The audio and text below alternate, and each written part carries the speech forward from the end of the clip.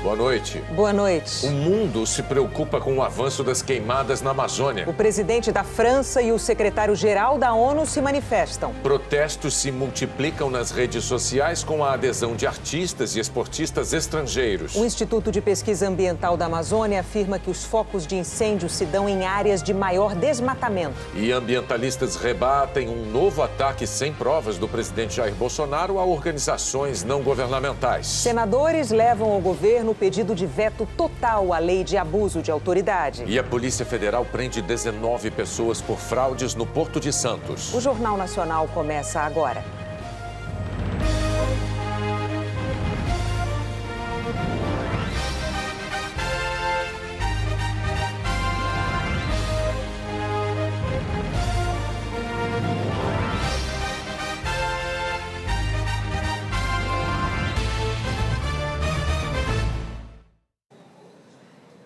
A preocupação com o avanço das queimadas na floresta amazônica ultrapassou as fronteiras nacionais para se tornar um dos temas de maior interesse do mundo. E o presidente Jair Bolsonaro voltou a motivar protestos de ambientalistas. Mais uma vez, sem apresentar provas, ele insistiu em responsabilizar organizações não governamentais pelos focos de incêndio que se multiplicam na região. Foi de novo na saída do Palácio da Alvorada logo pela manhã. O presidente Jair Bolsonaro voltou a acusar as ONGs pelas queimadas na Amazônia, novamente sem apresentar provas. As ONGs perderam dinheiro, com dinheiro que vinha da Noruega e da Alemanha para cá. Estão desempregados. Tem que fazer o quê? Tentar me derrubar. Tentar me derrubar, é o que sobra a eles, mais nada além disso. O presidente mencionou a existência de um vídeo. Uma das imagens, uma pessoa de carro, está queimando a rodovia do lado todinho. O fogo exatamente da mesma altura. Dá para reparar o fogo da mesma altura, 1 quilômetro. Típico de queimadas feito como? Um cara com uma bicicleta ou motocicleta, uma vara, uma câmara queimando, pingando aquilo na beira da pista. Típico desse aí. Nós pedimos esse vídeo para o Ministério do Meio Ambiente, que não deu resposta. Em seguida, na entrevista, o presidente reconheceu que não há provas contra as ONGs. Não se tem prova disso, meu Deus do céu. Ninguém escreve isso, vou queimar lá, não existe isso. Se você não pegar em flagrante quem está queimando e buscar quem mandou tu fazer isso, que isso está acontecendo, é um crime que está acontecendo. Mais ainda, o Ministério da Justiça pode mandar 40 homens, dá para entender, 40 homens para combater incêndio, dá para entender, não tem recurso. Chegou esse caos, chegou no caos. O presidente também disse que há outros suspeitos. Podem ser fazendeiros também? Pode ser fazendeiro, pode. Todo mundo é suspeito. Mas a maior suspeita vem de ONGs. Sem citar nomes, o presidente voltou a criticar os governadores dos estados da Amazônia. Ontem, Bolsonaro disse que eles estariam sendo coniventes com as queimadas.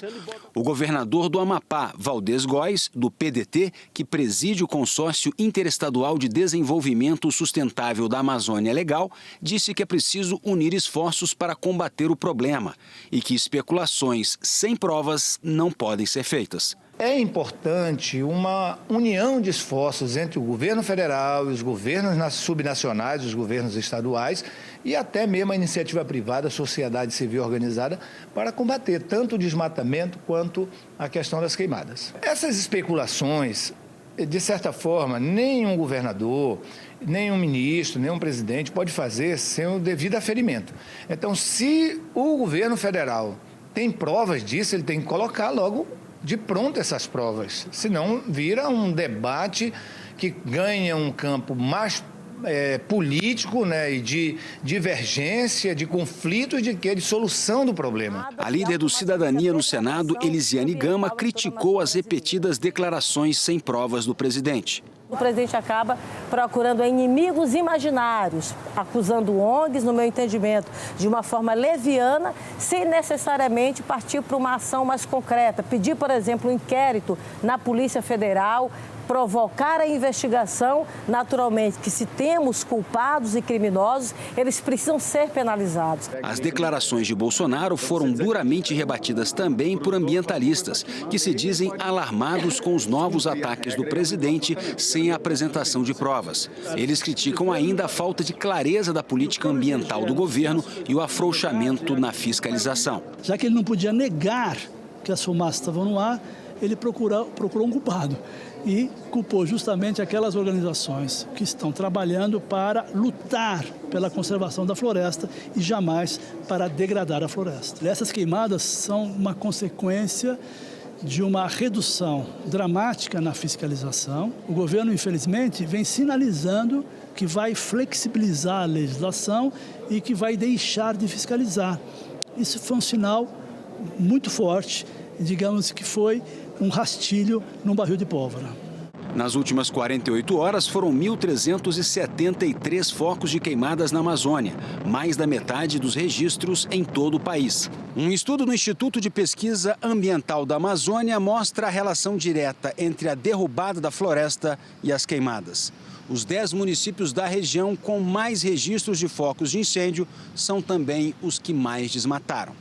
São Félix do Xingu está entre eles. Os outros são Apuí, Altamira, Porto Velho, Caracaraí, Novo Progresso, Lábrea, Colniza, Novo Aripuanã e Itaituba. Nós tivemos alguns meses atrás a indicação do INPE de que tivemos um aumento do desmatamento nos meses de junho, julho e agosto em relação ao ano passado. E agora nós tivemos também os dados do INPE indicando que houve um aumento de 80% nos focos de incêndio. Então essas são coisas correlacionadas. O incêndio, né, a queima da floresta é uma forma de você abrir novas áreas, portanto ampliar o desmatamento. As queimadas se estendem pela maior parte da Amazônia Legal, que corresponde a mais de 60% do território brasileiro. Engloba a área total do Acre, Amapá, Amazonas, Pará, Rondônia, Roraima, Tocantins e Mato Grosso e parte do estado do Maranhão. Palmas amanheceu tomada por uma fumaça branca e densa. Cuiabá está coberta de fumaça. O problema também se repete em outras regiões do estado. No campo, os prejuízos se acumulam. No Pará, uma das áreas atingidas é o Parque dos Campos Ferruginosos. O incêndio começou numa fazenda e chegou ao parque. Esse céu da capital do Acre, Rio Branco, costuma ser azul, mas nos últimos dias está cinza. Apesar dos números e das imagens provocadas pelas queimadas, o ministro das Relações Exteriores disse que o Brasil é vítima de uma campanha com informações ambientais falsas. O Brasil, especificamente, está sendo alvo de uma campanha completamente deslocada e equivocada de ataques em relação à questão ambiental. Infelizmente, existem algumas forças que resistem a isso e usam essas falsidades ambientais para nos atacar injustamente. O presidente da Comissão de Meio Ambiente da Câmara cobrou ações do governo. É lamentável, nós precisamos de ação. A floresta está queimando, o desmatamento está muito intenso, nós precisamos que as equipes de fiscalização possam atuar, nós precisamos de uma ação concentrada do governo, é hora de agir e não hora de ficar encontrando, enfim, subterfúgios, enfim, é realmente muito triste que a gente tenha chegado nesse momento. O Brasil vai pagar um preço muito caro por estar agindo com irresponsabilidade nesse caso. Depois de ouvir reclamações dos possíveis prejuízos ao agronegócio, o presidente da Câmara disse que vai criar uma comissão para tratar do aumento das queimadas. O deputado Rodrigo Maia afirmou que pretende discutir questões relativas à Amazônia com parlamentos europeus e que abordou esse assunto com o presidente Jair Bolsonaro. Sentamos ontem longamente, vamos discutir alguns projetos, vamos discutir a possibilidade. Eles marcaram uma audiência na Embaixada da Grã-Bretanha e depois vão marcar algumas visitas, se necessário for, a alguns parlamentos da Europa para mostrar. O parlamento brasileiro, em diálogo com o governo, em nenhum momento pretende aprovar leis que flexibilizem, né, a preservação de um patrimônio que talvez seja o patrimônio mais importante que o Brasil tem, que é o meio ambiente. Fora do Brasil, as queimadas na Amazônia estiveram o dia todo no centro das atenções de autoridades, das redes sociais e da imprensa. Amazônia queimando. Foi a manchete escolhida pela rede de TV americana ABC. Os principais canais dos Estados Unidos exibiram imagens dos incêndios florestais. O jornal The Washington Post alertou que os incêndios na Amazônia podem acelerar o aquecimento global e causar danos permanentes ao berço da biodiversidade. O francês Le Monde estampou na manchete do site: incêndios na Amazônia. A polêmica aumenta no Brasil. O jornal também destacou que o fogo é um flagelo sazonal que foi agravado pelas políticas do presidente Bolsonaro. A rede britânica BBC e o jornal The Telegraph destacaram a fala do presidente brasileiro, que afirmou que o Brasil não tem dinheiro para combater os incêndios. Nas redes sociais, os protestos se multiplicaram, com a adesão de personalidades do mundo todo. O ator americano Leonardo DiCaprio escreveu: "Os pulmões da Terra estão em chamas. A maior floresta tropical do mundo é um pedaço crucial da solução climática global." O jogador português Cristiano Ronaldo publicou: "A floresta amazônica produz mais de 20% do oxigênio do mundo. É nossa responsabilidade ajudar a salvar o nosso planeta." A modelo brasileira Gisele Bündchen alertou: "Não podemos fechar os olhos para o que está acontecendo na Amazônia. O desmatamento tem que parar." O presidente da França, Emmanuel Macron, disse que os incêndios na Amazônia são uma crise internacional e chamou os integrantes do G7, que reúne alguns dos países mais industrializados do mundo, para discutir a situação que ele definiu como emergencial. O encontro do G7 está marcado para esse fim de semana na França. Horas antes da manifestação do presidente francês, o ministro da Casa Civil, Onyx Lorenzoni, disse que a Europa mente sobre o desmatamento no Brasil. As mentiras ditas na Europa podem ser feitas. Quais são as mentiras? Bom, de que o Brasil é um país que desmata, de que o Brasil é um país que não cuida do seu meio ambiente. Desmata, sim, mas não no nível e no índice em que é dito. Nós precisamos ter lição de ninguém. Até porque nós não podemos ser ingênuos, os europeus usam a questão do meio ambiente por duas razões. A primeira, para confrontar os princípios capitalistas, e a outra coisa é para estabelecer barreiras ao crescimento e ao comércio com o Brasil de bens e serviços. Aqui nos Estados Unidos, o secretário-geral da ONU disse hoje que está profundamente preocupado com as queimadas na Amazônia. Antônio Guterres afirmou que no meio da crise climática global não se pode arcar com mais danos para a maior fonte de oxigênio e biodiversidade do planeta. A Organização Meteorológica Mundial, que é ligada à ONU, também alertou para o impacto dos incêndios florestais nas mudanças climáticas e defendeu a utilização dos sistemas de monitoramento por satélites para orientar ações contra as queimadas, como os satélites da Agência Espacial Americana, que produzem imagens de toda a superfície da Terra. Na NASA, quem monitora a maior floresta do mundo é esse cientista, Douglas Morton, chefe do Laboratório de Ciências Biosféricas. Há 18 anos, o Dr. Morton vai ao Brasil para estudar a fronteira entre a floresta e a agricultura na Amazônia. Como isso tem mudado e quais as consequências? Visíveis por satélite. Ele afirmou que as imagens de satélite facilitam o gerenciamento sustentável dessa região tão importante para o mundo. No computador, o cientista mostrou que a área de queimadas na Amazônia em agosto desse ano é muito maior do que no ano passado. Que hoje em dia existe uma nova pressão pela expansão agrícola nas regiões da Amazônia que não tinha nos anos anteriores. A concentração de queimadas no estado de Amazonas, por exemplo, é maior do que nós vimos nos últimos 20 anos. O pesquisador lembrou ainda que as queimadas prejudicam a qualidade do ar em todo o país. A qualidade do ar no Acre, nesses dias, tem um grande efeito das queimadas no resto da Amazônia. Mas a mesma fumaça passa o estado do Acre e passa por sul do país. Em rede social, agora à noite, o presidente Jair Bolsonaro disse que lamenta que o presidente francês Emmanuel Macron instrumentalize uma questão interna do Brasil e de outros países amazônicos para ganhos políticos pessoais. Segundo Bolsonaro, o tom sensacionalista com que Macron se refere à Amazônia não contribui para a solução do problema. Bolsonaro declarou que o governo brasileiro segue aberto ao diálogo com base em dados objetivos e no respeito mútuo e que a sugestão de que assuntos amazônicos sejam discutidos no G7 sem a participação dos países da região amazônica evoca, entre aspas, mentalidade colonialista descabida no século XXI.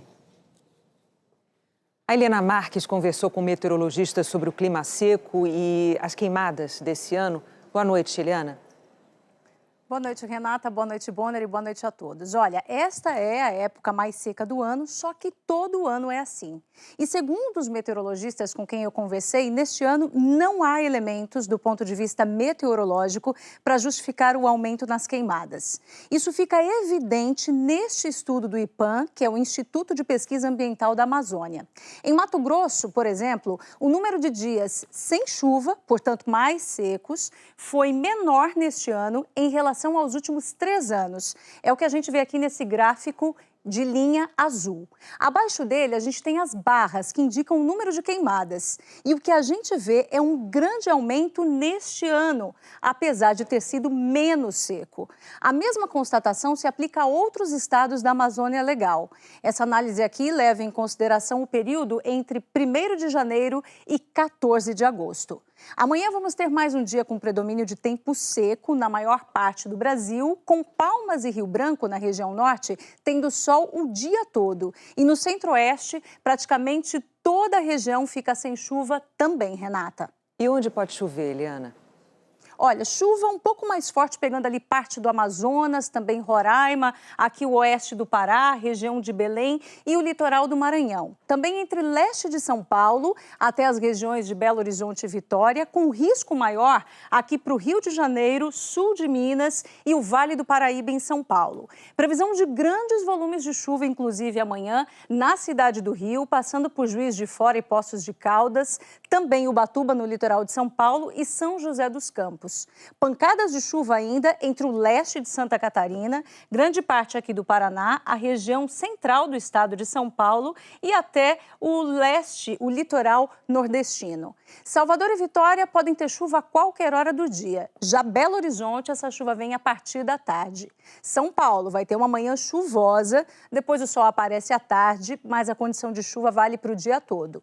Curitiba e Floripa também terão chuva e só Porto Alegre aqui não. Agora, as temperaturas ficam baixas amanhã em todas essas capitais. Só que onde vai gelar mesmo é entre as serras catarinense, gaúcha e na região da Campanha. Nessas áreas, a sexta-feira pode começar com geada de novo, Renata. Então, frio e chuva, principalmente nessa região aí mais ao leste, né, do país. Isso mesmo. E seca lá para cima, infelizmente. Obrigada, Eliana. Até amanhã. Até amanhã. A Secretaria de Saúde de Belo Horizonte intensificou a vacinação contra o sarampo com 40 mil doses para estudantes, professores e funcionários de universidades. Ontem, uma UPA da capital mineira fechou depois de atender um paciente de São Paulo com sintomas da doença.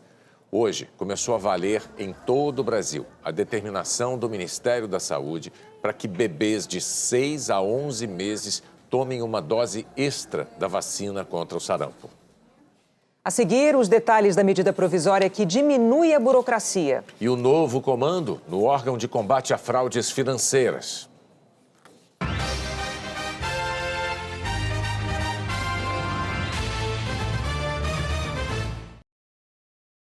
A arrecadação de contribuições e de impostos federais cresceu quase 3% em julho em relação ao mesmo período do ano passado.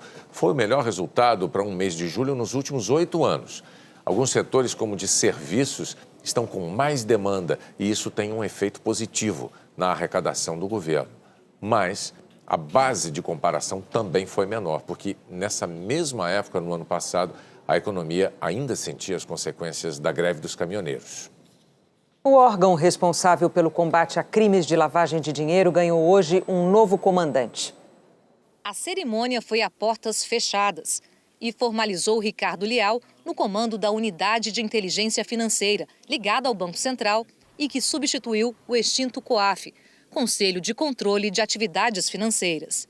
O novo órgão, agora subordinado ao Banco Central, nasce com restrições impostas ao seu funcionamento, por decisão do presidente do Supremo, Dias Toffoli. De acordo com a decisão, a unidade de inteligência financeira só poderá compartilhar informações detalhadas sobre movimentações suspeitas se tiver autorização judicial.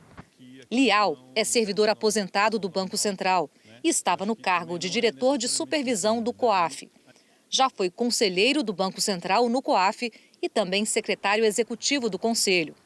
Foi nomeado pelo presidente do Banco Central, Roberto Campos.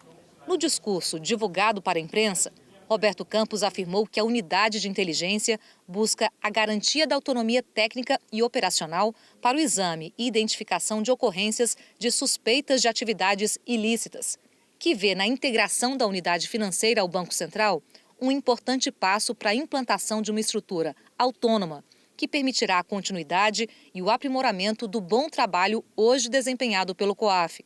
E que está seguro de que os termos do projeto de lei complementar número 112 de 2019, de iniciativa do Poder Executivo, com as alterações que o Congresso vem a promover, irão garantir os necessários mecanismos de blindagem técnica e operacional, oferecendo ao Banco Central autonomia e à unidade de inteligência financeira uma blindagem ainda maior quanto a eventuais pressões de poderes políticos ou econômicos.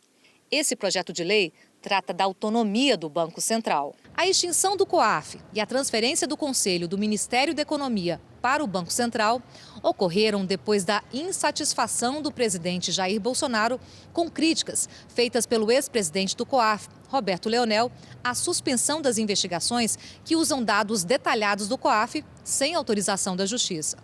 A decisão foi do presidente do Supremo Tribunal Federal, ministro Dias Toffoli, que atendeu a um pedido da defesa de Flávio Bolsonaro, filho do presidente. Flávio Bolsonaro é investigado pelo Ministério Público Estadual, a partir de um relatório do COAF, que revelou movimentações atípicas de R$ 1.200.000 na conta de Fabrício Queiroz, ex-assessor do então deputado estadual Flávio Bolsonaro. O Senado aprovou ontem a medida provisória da liberdade econômica, excluindo a parte que mudava regras de trabalho nos domingos e feriados. Os senadores fecharam um acordo e, numa votação simbólica, excluíram do texto o ponto que tratava do trabalho aos domingos e feriados. A maioria dos senadores entendeu que era um jabuti, um ponto estranho, sem relação com a medida provisória da liberdade econômica. O texto aprovado na Câmara liberava o trabalho aos domingos e feriados a todos os trabalhadores. Mas, como no Senado o trecho ficou de fora, continua valendo o que está em vigor hoje. Acordos coletivos permitem o trabalho nesses dias a várias categorias, sempre com compensações. Na lei atual, as folgas semanais são preferencialmente aos domingos. E uma jurisprudência trabalhista prevê que pelo menos uma vez a cada 4 semanas a folga seja necessariamente no domingo. Quem trabalha num domingo ou feriado recebe o pagamento em dobro ou ganha uma folga durante a semana. A medida também autoriza o funcionamento das agências bancárias aos sábados, preservados os direitos trabalhistas. A MP acaba com a necessidade de alvarás para atividades de baixo risco, como pequenos comerciantes e prestadores de serviços. As novas carteiras de trabalho passam a ser digitais. O registro de entrada e saída no trabalho vai ser obrigatório apenas para empresas com mais de 20 funcionários. E o E-Social, o sistema que reúne os dados trabalhistas, fiscais e previdenciários dos trabalhadores, vai ser substituído por um sistema simplificado. A medida provisória da liberdade econômica segue agora para a sanção do presidente Jair Bolsonaro. O governo espera que a medida, que está em vigor desde abril, facilite os negócios, reduza a burocracia e estimule a geração de empregos. É um texto que vai gerar um impacto muito grande para a economia, mais de 3.700.000 empregos, mais de 7% no crescimento do PIB. São números importantes, necessários, que vão ajudar a retomada da economia no Brasil. A seguir, o STF proíbe a redução de salários de servidores, mesmo que seja para cumprir a lei de responsabilidade fiscal. Fraudes no Porto de Santos levam 19 suspeitos para a prisão.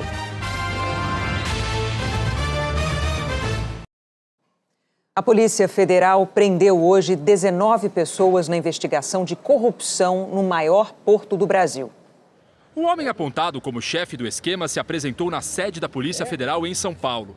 Ao mesmo tempo, policiais fizeram buscas no apartamento dele em Guarujá, no litoral paulista. Segundo a investigação, o ex-deputado federal Marcelo Squacione, do PRB, é suspeito de nomear diretores da Codesp, a Companhia Docas de São Paulo, que administra o Porto de Santos, para manipular contratos. Em troca, recebia propina. Só de uma empresa, o ex-deputado ganhou cerca de R$1.600.000. À medida que ele assumiu o cargo de deputado, a pessoa foi inserida na Codesp, um dos empresários. Ele voltou a receber o que a gente percebeu, e como já foi mencionado, R$60 mil mensais, o que perfazem mais de R$1 milhão num período que a gente conseguiu detectar apenas de uma das empresas. Ainda, de acordo com os procuradores, esse carro de luxo foi usado como parte do pagamento ao ex-deputado. A operação de hoje é desdobramento da Operação Tritão, que em outubro do ano passado levou o ex-presidente e diretores da Codesp para a cadeia. O empresário Mário Jorge Paladino, dono de uma empresa de informática que tinha contratos com a Codesp, fez delação premiada e deu detalhes sobre o esquema.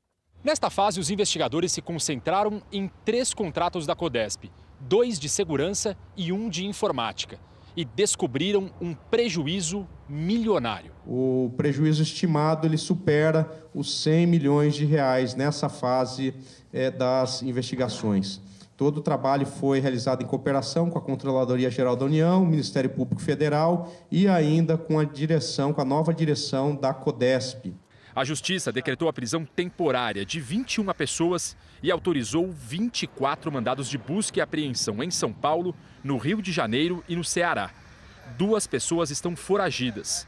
Uma delas é André Pinto Nogueira, assessor do ex-deputado Marcelo Squacione.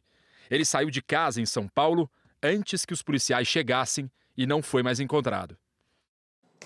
A atual diretoria da Codesp não quis comentar a operação de hoje. Numa nota, declarou que está contribuindo com as investigações, que rompeu contratos irregulares e que implementou ações pautadas em transparência. A defesa do ex-deputado federal Marcelo Squacione pediu a revogação da prisão e afirmou que ele sempre esteve à disposição da Justiça, inclusive quando tinha foro privilegiado. A maioria dos ministros do Supremo Tribunal Federal decidiu proibir que estados e municípios reduzam a jornada de trabalho e o salário dos servidores como forma de cumprir a Lei de Responsabilidade Fiscal. A Lei de Responsabilidade Fiscal está em vigor desde o ano 2000. O texto estabelece regras para que governantes equilibrem as contas e tenham responsabilidade com os cofres públicos. 27 pontos da lei foram questionados em 8 ações do Supremo Tribunal Federal. O principal debate entre os ministros foi sobre o artigo que permite a redução temporária da jornada de trabalho e, em consequência, a diminuição do salário do funcionário público, quando o Estado ou município superar o limite de 60% da receita com pagamento com pessoal. O ministro Alexandre de Moraes, relator das ações, votou para autorizar a redução temporária da jornada e do salário. No entendimento do ministro, essa é uma forma de garantir que o trabalhador não perca definitivamente o cargo. Imaginem 100, 200, 500 servidores públicos estáveis, demitidos, a ganhar uma indenização, sem emprego, e depois de 4 anos verificando que os seus cargos vão ser providos por outras pessoas.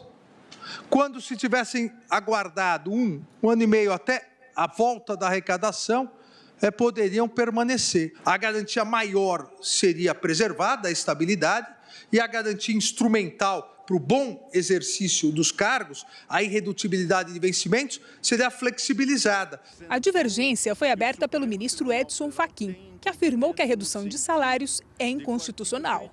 Entendo, com o devido respeito, que não cabe flexibilizar mandamento constitucional para gerar alternativas menos onerosas do ponto de vista político aos líderes públicos devidamente eleitos para tomar, inclusive, decisões difíceis. Outros 5 ministros seguiram o mesmo entendimento de Edson Fachin e votaram para proibir que o poder público possa reduzir a jornada e o salário dos servidores como forma de garantir o cumprimento do limite de gastos com folha de pagamento.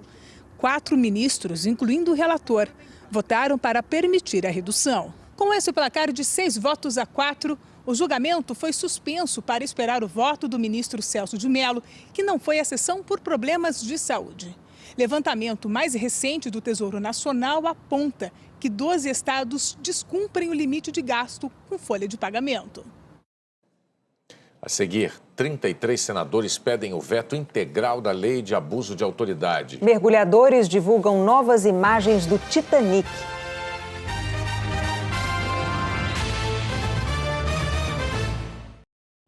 O déficit no orçamento do governo dos Estados Unidos está crescendo mais rapidamente do que se esperava e vai atingir 960 bilhões de dólares até 30 de setembro deste ano. Projeções indicam que até setembro do ano que vem, esse déficit vai chegar a 1 trilhão de dólares.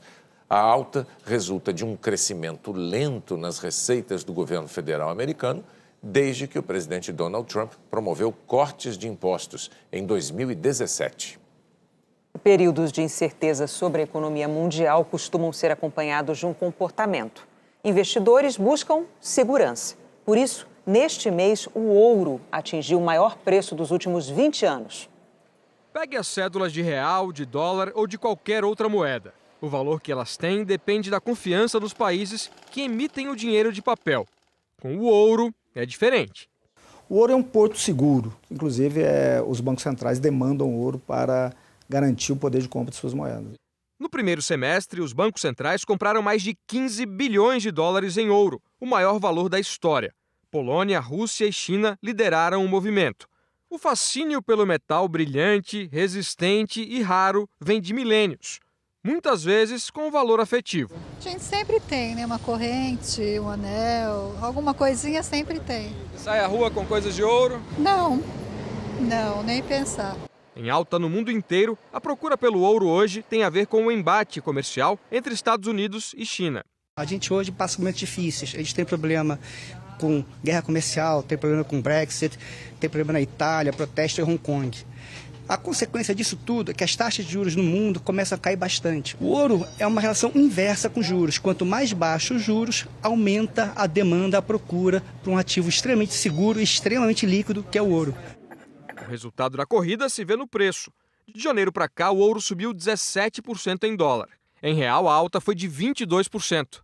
Uma onça Troy, a unidade de medida, que equivale a cerca de 31 gramas, sai hoje por mais de R$6 mil.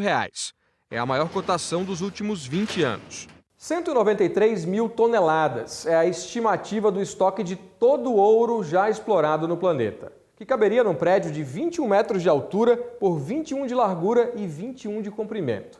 Por ano, a produção mundial é de cerca de 3 mil toneladas. Quase metade vai para a produção de joias. E cerca de 20% é investimento. Barras como essa, de quem compra apostando na valorização.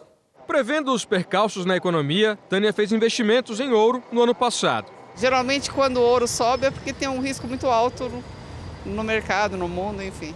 Entre os consumidores, o preço do ouro tirou um pouco do brilho da compra.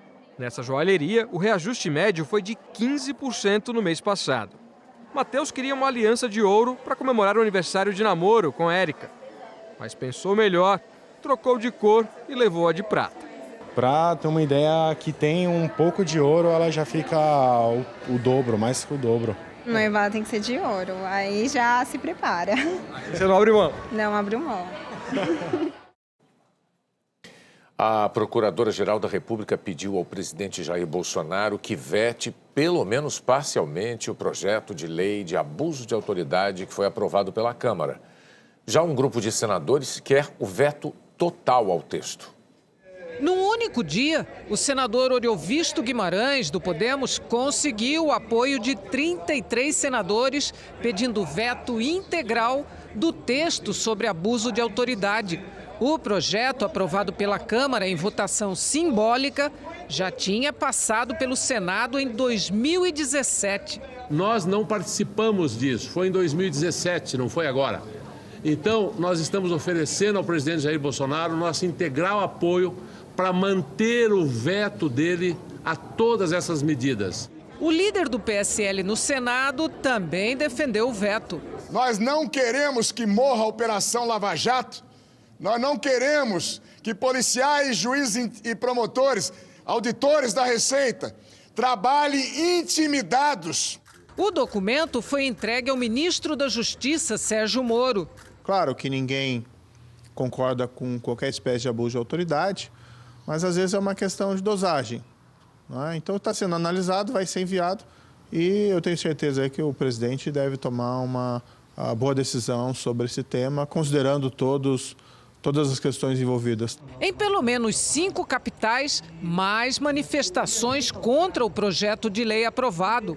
No Fórum Criminal, em São Paulo, 19 associações estaduais e federais de juízes, procuradores, promotores, delegados, auditores e fiscais pediram também o veto integral por considerarem que o texto criminaliza ações de rotina e favorece a própria criminalidade. Em Fortaleza, a manifestação também foi no Fórum. A Associação Cearense de Magistrados considera o projeto um retrocesso. No Rio de Janeiro, os magistrados se reuniram em frente ao prédio da Justiça Federal, no centro da cidade. Manifestações contra o projeto de lei aprovado também em Salvador e Florianópolis. Pelo menos 10 associações de classe já assinaram um outro manifesto, feito pelo próprio líder do governo na Câmara, Major Vitor Hugo, do PSL. Mais de 50 deputados também pedem ao presidente Bolsonaro que vete 10 artigos. O deputado Major Vitor Hugo diz que os apoios são espontâneos e que ainda podem aumentar. Por isso, deixou para entregar o abaixo-assinado ao presidente Jair Bolsonaro na semana que vem. A ordem é tratar das eventuais distorções do texto sem causar melindres que possam atrapalhar as pautas de interesse do governo. Até porque o prazo do presidente termina no dia 5, mas nós procuramos nos ater aos 10 pontos nesse primeiro momento.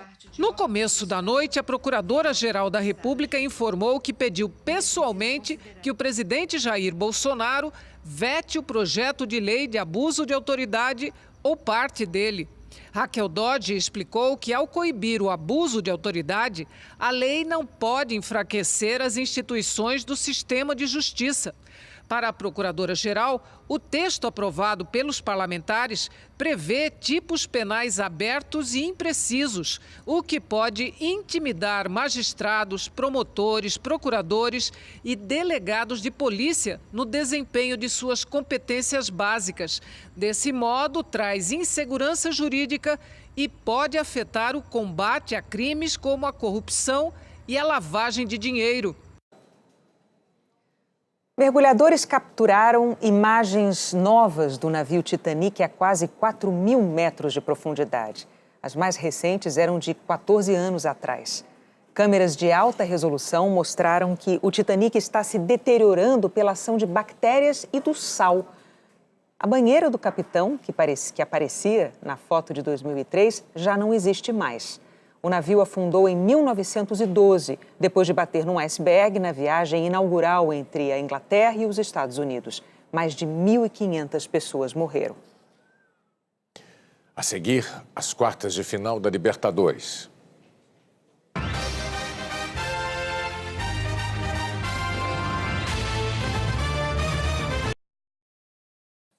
Flamengo e Palmeiras largaram com vantagem nas quartas de final da Libertadores. Para quem visita o Rio de Janeiro, o Maracanã é um passeio agradável, mesmo quando a noite anterior não foi. É uma emoção muito grande ter entrado aqui no Maracanã, o estádio com mais história no Brasil, com toda certeza. O Internacional do Pedro encarou 66 mil pessoas. Os gaúchos confiavam numa defesa que ficou 595 minutos sem levar gols, mas não resistiu a passes certeiros e a um atacante iluminado. Bruno Henrique depositou 2 gols na conta do melhor ataque do Brasil em 2019. 87 bolas na rede. Agora, até uma derrota por 1-0 leva o Flamengo de volta à semifinal da Libertadores depois de 35 anos. Aqui no Maracanã, a festa foi rubro-negra e a torcida do Internacional promete dar o troco lá no Beira-Rio. Fica difícil, mas em casa o Inter reage, né? provavelmente o Inter vai ter que mudar totalmente o que ele tem de melhor, que é um time muito bem fechado, um sistema defensivo muito equilibrado. Vai ter que sair para cima do Flamengo.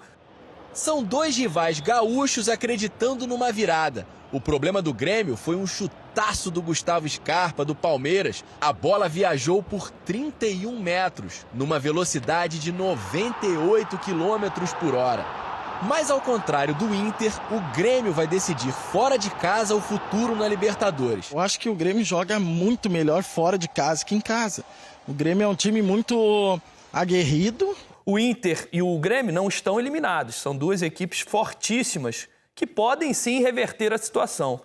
Mas a gente acredita que as duas vantagens são grandes. Já tem rubro-negro vestido para festa.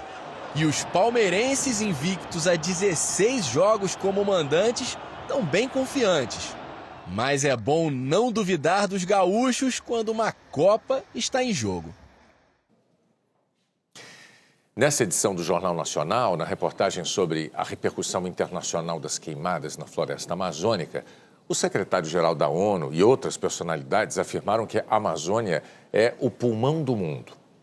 Mas apesar de ser fundamental para o equilíbrio do clima do planeta, a manutenção do regime de chuvas, a biodiversidade, a floresta amazônica não pode ser considerada o pulmão do mundo, porque ela consome a maior parte do oxigênio que produz, segundo estudos científicos. O oxigênio da atmosfera é produzido principalmente pela flora marítima. É o que você vai ver amanhã, numa reportagem especial aqui no Jornal Nacional. E o Jornal da Globo é depois de Lady Night. Boa noite. Uma boa noite, até amanhã.